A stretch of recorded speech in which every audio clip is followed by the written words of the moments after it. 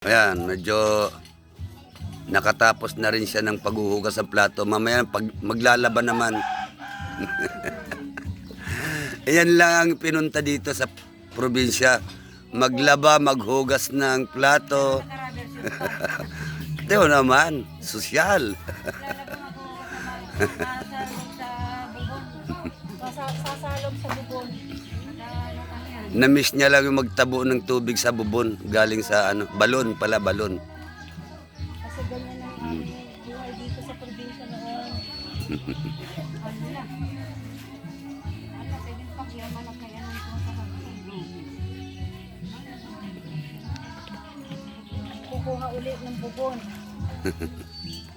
Mangunguha ulit tayo ng tubig. Sa akin pala pumunta lahat yung gamit ko gabi.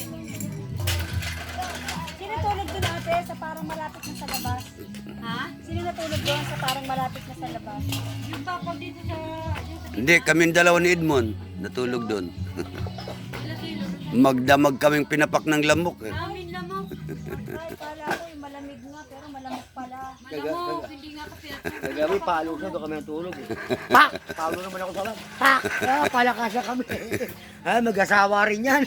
Parang nanaginip ka pa kaninang madaling araw eh. Hindi, gising ako.